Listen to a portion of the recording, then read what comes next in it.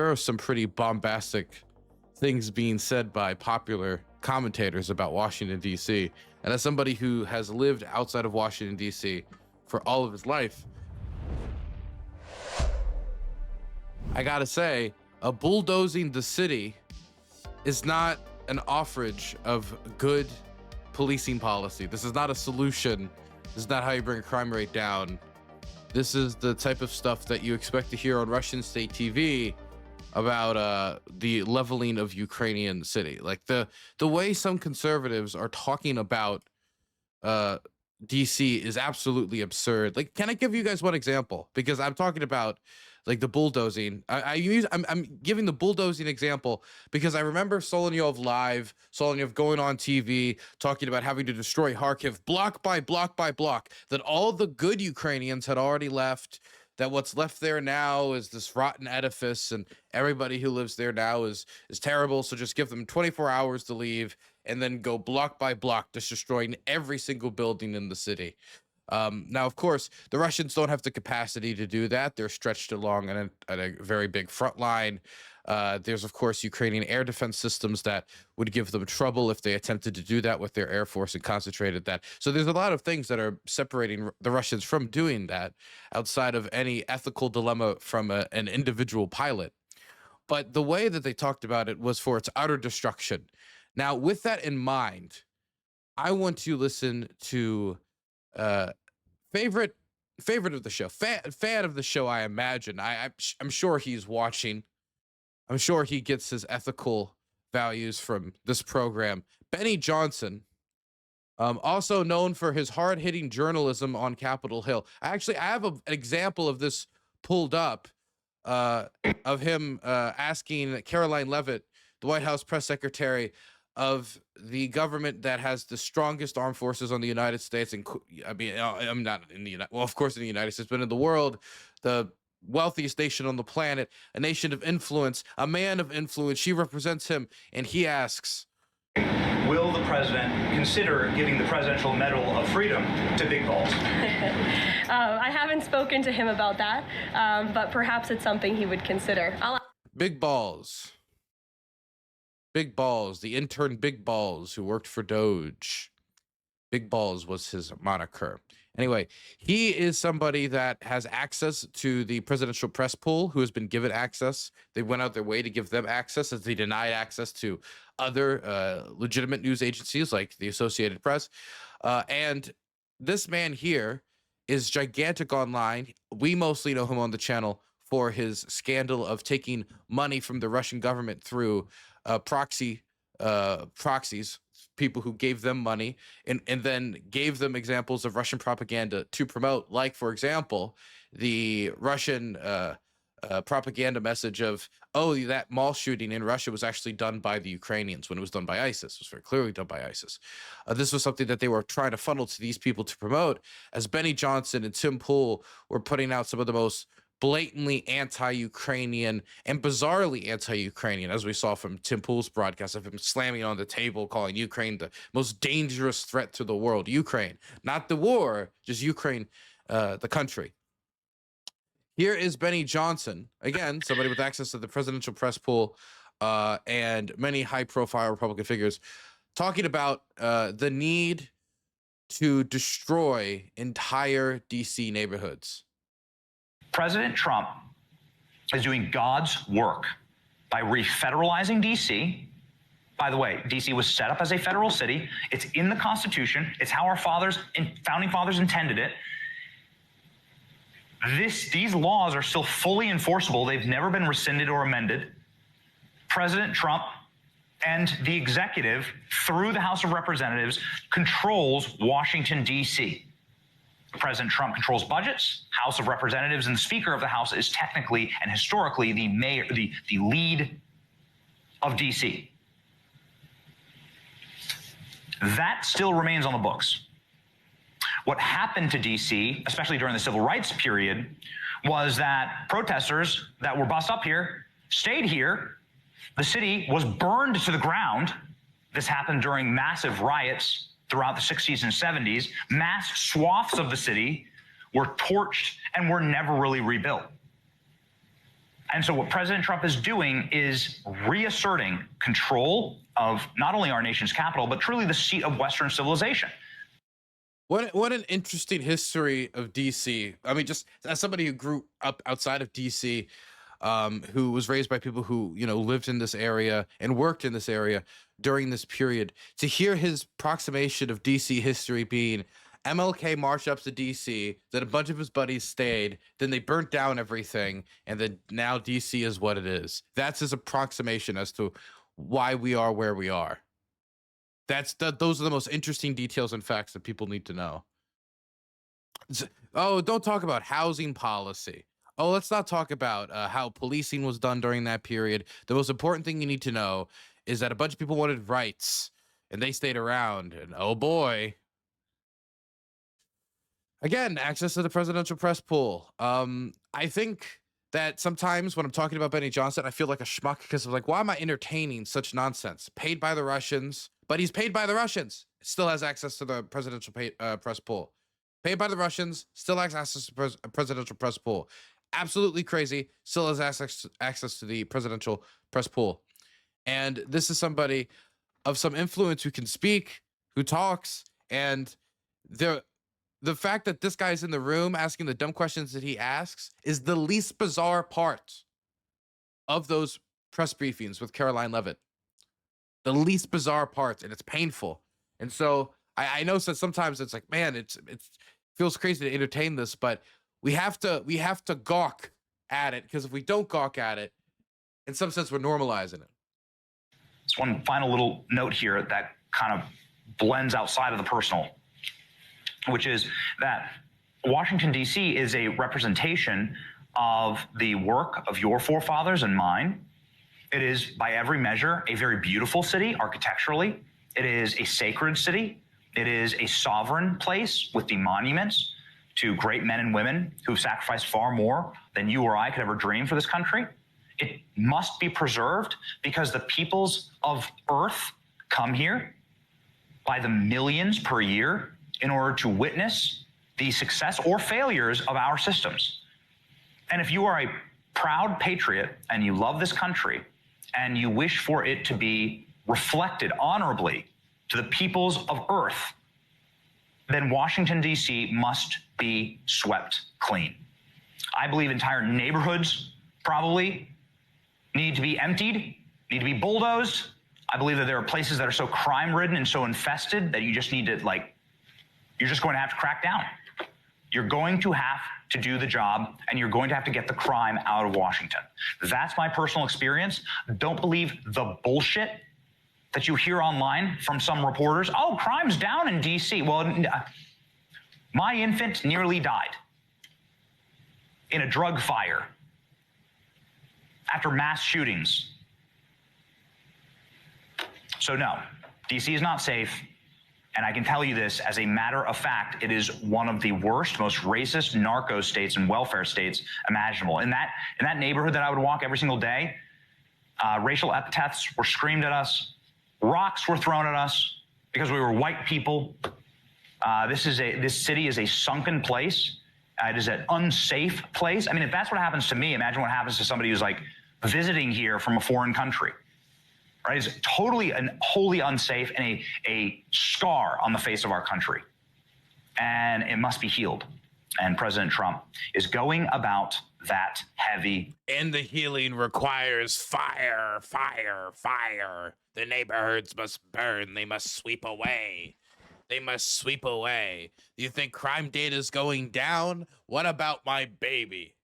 This is what passes for commentary that not only gets into the presidential press pool, but gets a quite a hefty dollar under him when you talk about the type of viewership, type of attention this man gets, the type of access he has in comparison to people who might actually be able to ask, the press secretary a question about, hey, I would like to ask you about the billions of dollars in these crypto deals that are going on. I would like to ask about the impartiality of the government when accepting crypto donations, to crypto investments, you can call it, even though these investments are not going to return. It's a pretty clear cash deposit into the bank of the Trump family. Where is the in for those giving those deposits? That's a question you could ask. You could ask about the Saudi jet deal. You could ask about Epstein. You could ask a million different things. Instead, this guy gets airtime, and then people watch those press polls, go see him, follow him, and he's talking as if we're at war with Washington, D.C. We need to demolish entire communities. These are communities where people have left. He's talking about the history of Washington, D.C. The people who live in D.C. are part of the history of Washington, D.C. And if you're saying, I want to preserve history, I want to preserve this for the world, I don't want to be shameful in the world stage. When I go and I talk to people around the world and I talk about like shame in the United States, violence, these are things that people talk about. Mass shootings, these are things that people talk about. Also, America's atrocities are things that people talk about. People are not ignorant of what Japanese internment was. People are not ignorant about where the Native Americans went. People are not ignorant of these things. And so if you just go to a bunch of communities and your priority is just sweeping them away, burning them down, getting rid of them, so essentially you just go to communities with the biggest problems and then hurt all the people who are already hurting, and that's where a lot of those problems are coming from. This isn't a policy recommendation. I mean, when you get into the specifics, it's all just spite bait. Is a crackdown. What's crackdown? Like, that's such a general, just fight. Go hard, tough. You might as well just growl. What's your policy on DC law enforcement? How are we going to change and make sure that we bring the crime rate down and continue to see the decline speed? Grr. I mean, he said grr, and burn down these homes, like demolish them and clean out and move the people out of there. His only solution, just like the only solution we have seen from Donald Trump for the homelessness crisis in DC or anywhere. And we say homelessness crisis, we're talking about 5,500 people in a city of about 800,000 people, right?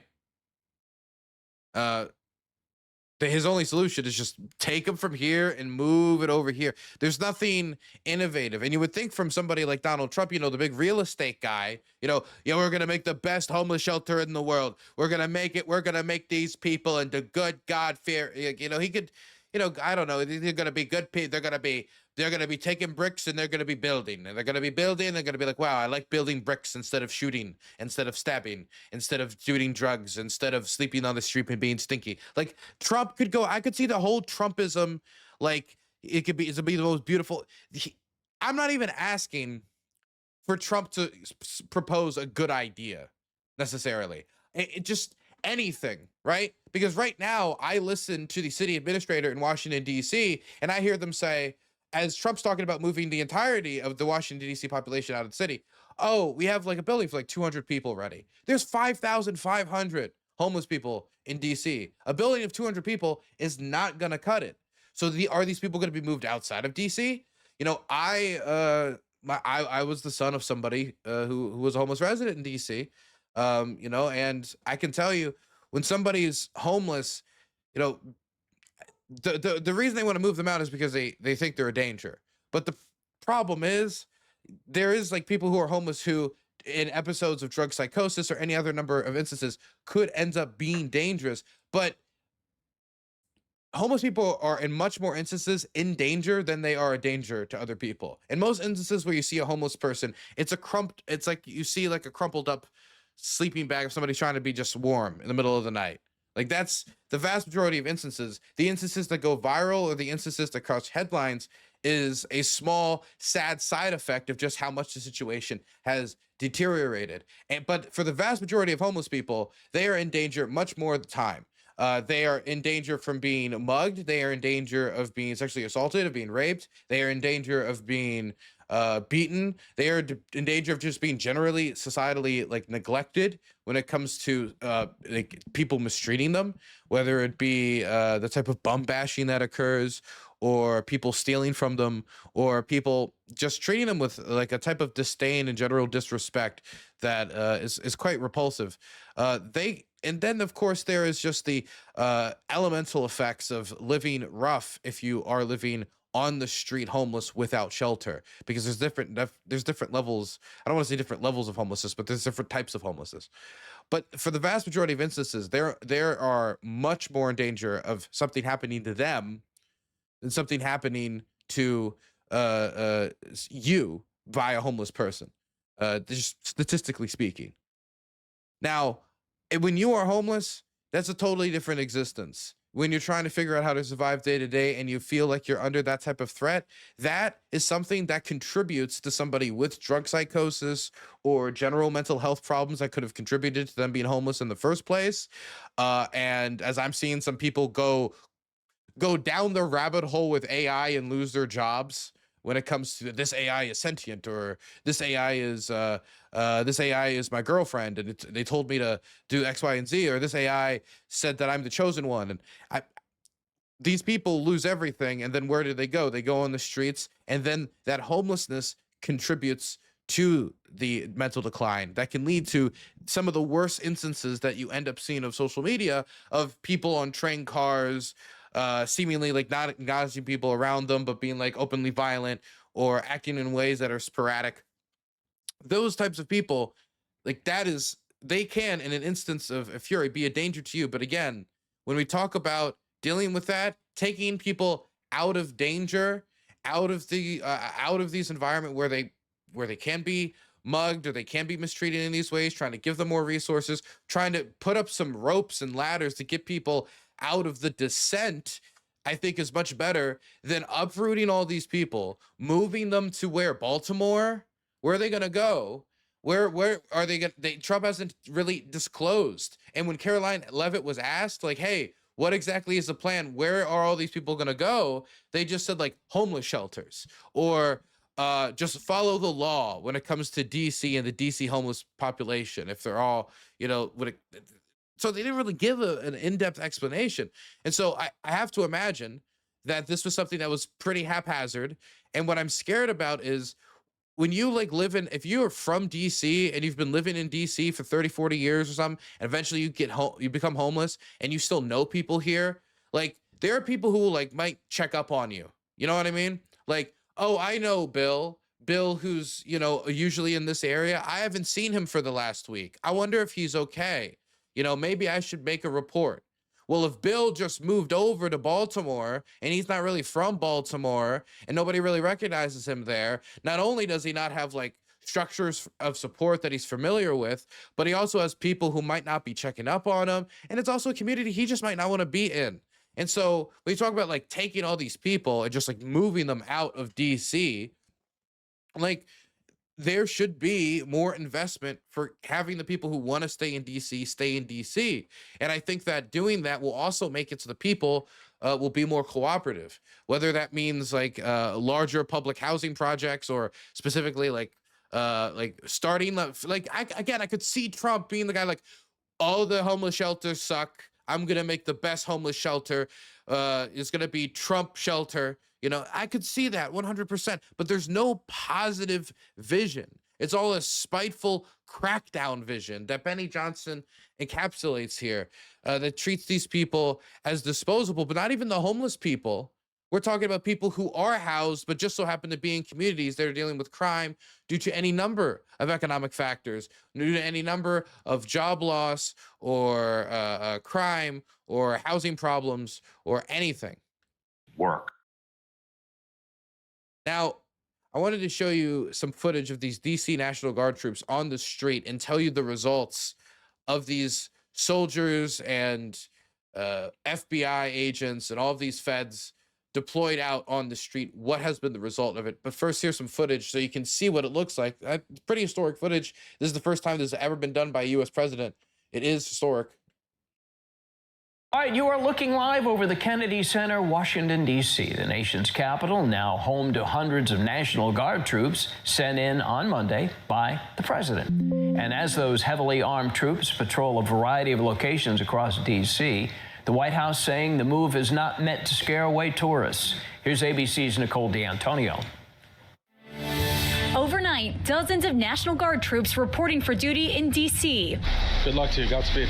More than 100 newly activated members getting a pep talk from the Secretary of the Army before hitting the streets. Their first mission, patrol the National Mall and offer a presence at the city's iconic monuments. Rows of Hummers and camel-clad guardsmen were posted along the mall soon after. The scene, a stark contrast to the tourists and children strolling past. This is a bit startling. This is like worse than January 6th. White House officials say the troops are in position to assist local law enforcement and say clearing out homeless encampments is a top priority. Homeless individuals will be given the option to leave their encampment, to be taken to a homeless shelter, to be offered addiction or mental health services, and if they refuse, they will be susceptible to fines or to jail time. The Army says guardsmen will not carry weapons, but will have access to them. What I'm focused on is the federal surge and how to make the most of the additional officer support that we have. Nicole. Man, listening to her have to balance because DC is federal land. It is controlled by the executive branch. And the fact that Trump could even do this in the first place is just an example of the amount of authority that they have. So she's like doing this desperate balancing act of both trying not to look like a complete pushover to the city that largely despises Donald Trump and what he's doing, with over 70% of DC residents saying they want Trump less involved. I think it was only like 10% want him more involved. It was very, very low. So, I mean, she doesn't want to look like that pushover, but she really does not have much leverage here. What are they going to do? Tell their one non-voting member of Congress to go there and raise hell? Like, there's just not much in their tool belt. But listen to where they're putting these people. Look where these people are. They're talking about the homeless encampments right now. Okay, so we're soldiers to clear out homeless encampments. This is where they're going at. This is where they're moving towards. But this is like around the National Monument. This is like near the tourist hotspots. This is where the foreigners go, and where people if you work in DC, you might like walk past it, and you might like walking past it, and you might see it then. But this is not where all the major crimes are happening. This is not where all the murders are happening. This is not where all the stabbings are happening. I mean, it's not impossible that crime happens around here, but these soldiers are not stationed in high crime areas. These soldiers are not stationed across the river. They're near the tourist hotspots, near the Washington Monument, and Penn Quarter and stuff. They're not across the river. They're not across the river and over in Anacostia, or in the areas where the murders that the president has been complaining about actually are. So, of course, you don't want these soldiers doing law enforcement, but then it asks you, the question is, so why are they near these major hotspots? It is to supposedly be there to respond to something, but what are they there to respond to? To like a German fighting a Swede, outside the Union Station? Like what exactly is their purpose if we're not going to have them be engaging in law enforcement, which they probably shouldn't? But I mean, that seems to be where they're headed, because this isn't just a logistical role. It doesn't just look like a logistical role here, which is really the only thing I could see them supporting, as you don't want to see soldiers engage in a logistical capacity. But in the areas that you would even want them, want to see extra resources, law enforcement resources, to, maybe patrol the streets at night, they're not there. But there has been 23 arrests. 23 arrests. So there are arrests, but this idea that there were just a bunch of drug kingpins or big gang hideouts where they just knew where everybody was, they could just kick in the door and just take it over. This doesn't seem to be the case. The idea that, if only the police just crack down, they know where they are. 23 arrests after sending in all these extra federal resources, even with not much of a plan. That just seems like the type of stuff you could, to be frank, stumble into. And when I see the type of enforcement that was being engaged in, that looks like what they were aiming for. Here is an example of a man in DC on his front porch. Now, let me be clear. In DC, not everybody's front porch is their property. In a lot of places in DC, your front porch might actually be public property just due to how dense some of the housing is and like where you're stationed.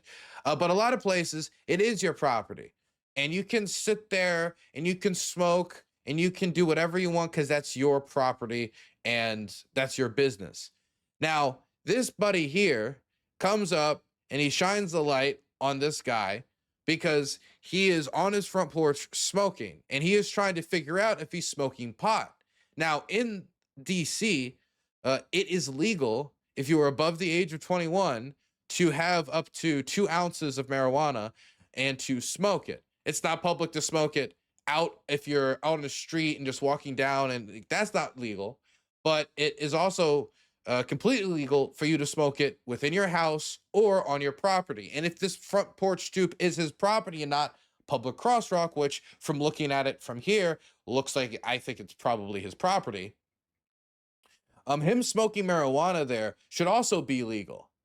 But even though that, and now I'm just doing this from my knowledge of growing up around here and from my time in DC and from me talking to people. So I'm not a law enforcement official. I'm not a lawyer, but from my like quick eye of the situation, I don't see why anybody could come up here, even if he was smoking marijuana, and really bother this fella. But he's not even smoking marijuana. He's smoking a cigarette. And then this dude starts telling him about the power authority that Trump has given them as federal people. And he just starts like telling him to spread the word. Spread the word to all your buddies that we're here. How y'all doing today? Y'all staying in that trouble? You got your ID on you, Chip? No, I live right here. Okay, cool. It's a cigarette. Alright. Come on. Did y'all get a call or something about right here? No, so we're doing checks, keeping everybody safe down here, right? Have you heard of the federal surge that Donald Trump's putting out? No. Right. You don't follow like No. Code 3, anything like that people are putting up? All right, so yeah, Trump's got all federal agencies kind of coming together, 7 days of going out, trying to stop the violent crime, all kind of stuff. So we're out here contacting people, talking to them, right? Quality of life offenses, smoking, drinking in public, right? Can't happen outside, right? Most people know that, right? So we're contacting people, trying to advise them of the law so they learn, right? And then if there's other stuff going on where it turns into, there's multiple agencies, there's shootings and things like that. So there's extra hands available, all right? So we're just out here trying to inform people and educate people. It's not like we're trying to just go grab people and ruin someone's life over a joint or something like that, all right? I only asked because when you walked up, at the moment you walked up, you only had eggs. Yeah, well, it smelled like the odor of marijuana, burnt marijuana in the air, right? And you're the only guy that had something lit in your hand, and I didn't flashlight you, so I didn't realize it was just a cigarette. So that's on me. I appreciate you understanding and not getting chippy. All right, so just know, right? Learn, teach, tell your boys, like, yo, everybody's out. From FBI to police. So do your thing, let them know. Don't be smoking outside, don't be drinking outside. Because Donald Trump. Man, dude, this sucks for everybody involved. It sucks for this dude, the agent here, trying to do this. It feels like an impossible task. And for the people who basically, like, if you're this dude, you're just on your porch smoking a cigarette and you have an officer putting a flashlight in your face, like, are you smoking marijuana? I smell weed. And you're on your property, not even smoking weed, not that that should be an issue, and you got this officer now telling you about Donald Trump's order 446, no, none shall retreat, and you're like, I don't care about this. I'm just trying to enjoy my day. I mean, this is a city that is never going to vote for Trump. So I don't think Trump particularly cares if he pisses off these people on their porch, but people see this, and as an American, the type of like everyday harassment and bureaucracy is bad, and there's nothing worse than a flashlight in your face. Like people won't like these images, but ultimately I think Trump feels like he can write off DC as it being an overwhelmingly Democrat city that he can just go in and, like, you know, remove the autonomy of very quickly. That, like, to him it doesn't really matter, so he can kind of write them off as they're never going to be on their side anyway. But for this officer who's going in here trying to do this crackdown, he doesn't know these people.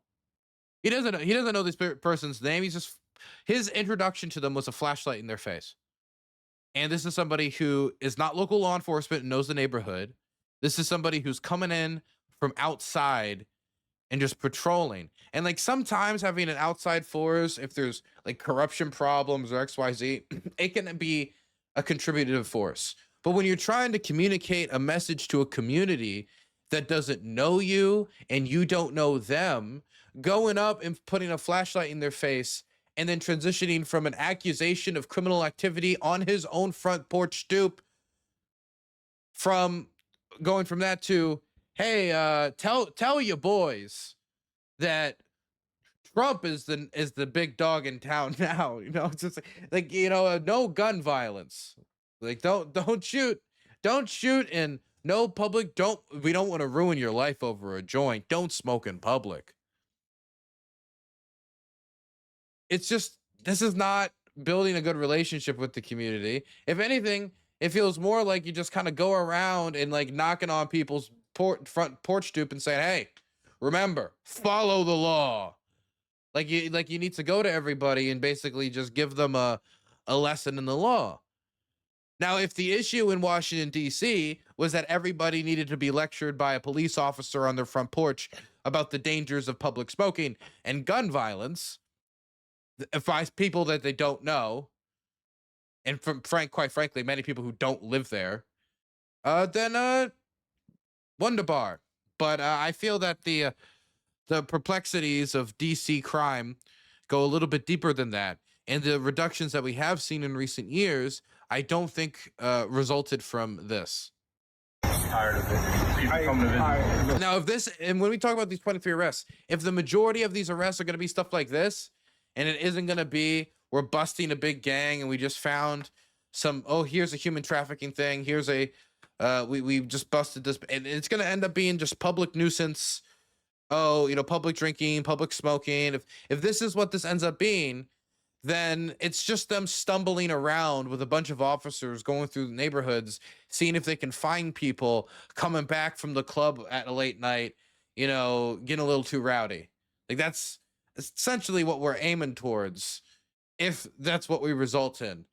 So again, any coordination with DC, I mean, DC even knowing this was going to happen in advance might have been helpful. Some foreknowledge, considering that Muriel Bowser is willing to do the trapeze in order to try to make sure Trump doesn't squeeze DC just a little bit harder. I didn't know that. You didn't know smoking in public? Yeah, I didn't know that. Yeah, the rest of Because in Maryland is recreational use, so I didn't know. Yeah, so DC is recreational use as well, right? But you can legally possess up to 2 ounces. You can gift an ounce to your boy, right? So if you had 2 ounces and he said he needed a zip, you can give him a zip, but you can't smoke outside. You don't. Okay, so I want to show you quick. Here is Donald Trump talking about how long the state of affairs is going to go on, because the federalization of the DC police force, not necessarily the deployment of certain resources in the DC, but the federalization of the police force has a 30-day limit. So unless Congress goes in there and extends it, this is supposed to be over in like 28, 27 days. Now, a reporter asks him, so are you talking to Congress about extending it? The reporter seemingly going for the answer of, oh no, this will be over in 30 days, or yes, we're going to do this for years, or we're going to do this for months, or XYZ, after we talk to Congress and get them to do it. But Trump takes a unseen third option and says, Congress, never heard of them. Go ahead. Thank you, Mr. President. Thank you. Your federalization of the police has a 30-day limit unless Congress acts to extend it. Are you talking to Congress about extending it, or do you believe 30 days is sufficient? Well, if it's a national emergency, we can do it without Congress, but we expect to be to Congress before Congress very quickly. And again, we think the Democrats will not do anything to stop crime, but we think the Republicans will do it almost unanimously. So we're going to need a crime bill that we're going to be putting in. So he says that he doesn't have to, and then suggests, well, maybe, but he doesn't have to. So the question then becomes, if he doesn't, then what? If he just ignores that congressional limit, then what? If he just declares a national emergency? Because on its face, the idea that there's a national emergency in DC with crime is ridiculous. Number one, it's not a national crisis. It's a local crime that is not surging in any major way. In fact, crime again in recent years has gone down. Does that mean everybody's safe from crime? No, it just means that it's not as bad as it was 2 years ago. That is not the indication of some crisis that would bypass a discussion with Congress. I mean, it's not even an indication of a crisis that would necessitate the takeover of the federal police in the of the DC police in the first place. This unprecedented step, but it certainly isn't the indication of something that is that indicates that he can just completely disregard Congress, control the DC police seemingly forever as long as he wants, and he will determine when said declared crisis will start and end. Because in that framework, he can basically just control the DC police and federalize the DC police for as long as he wants at his own say-so when he declares a crisis starts and ends with no congressional oversight. This is Trump continuing to, in every instance, when showed a limitation, even ones that might not even be necessary to push against, he tends to say that the limitation does not apply to him. And if someone does not hold any institution above themselves, then it is up to the institutions to avert complete and total disaster. Okay.